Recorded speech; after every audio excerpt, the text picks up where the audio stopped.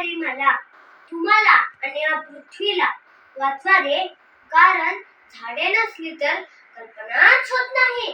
आणि याच विषयाबद्दल मी आरव दीपक कसबे इयत्ता 3री आपल्या समोर माझे मनोगत व्यक्त करणार आहे. सर्व प्रमुख पाहुणे, शिक्षक वर्ग आणि माझ्या मित्रांनो, माझा नमस्कार. झाडाचे जीवनातील महत्त्व खूप अमूल्य आहे.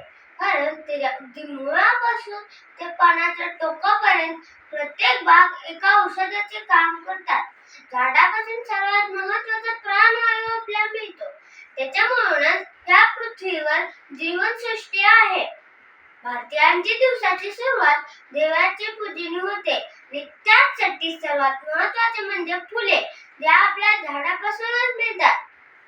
जेव्हा डॉक्टरांचे इलाज संपतात तेव्हा आयुर्वेद सुरू होतो आणि आयुर्वेदाचा पाया भारतात रचला गेला.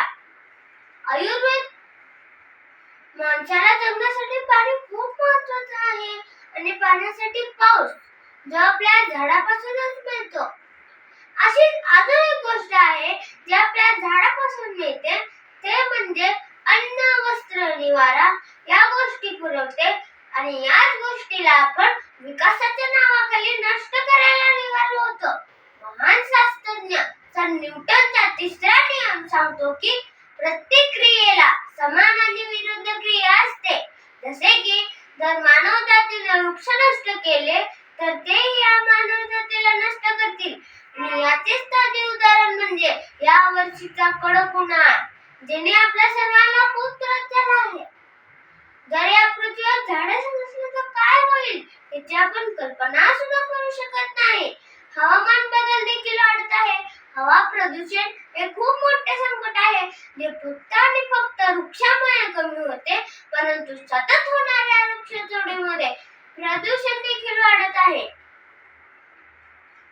जसे की आपण प्रत्येक वेळी वर्तमानपत्रात वाचतो की मुंबईमध्ये, दिल्लीमध्ये श्वास घेणं कठीण झाले आहे. ते फक्त आणि फक्त झाडे तोडल्यामुळेच. आताच्या काळात काँक्रीटची जंगले तर नैसर्गिक झाडांची जंगले कमी झाली आहे.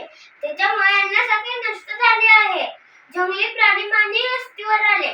जसे की आपण प्रत्येक वेळी वर्तमानपत्रात वाचतो की बिबट्याचा मानवी वस्तीवर हल्ला.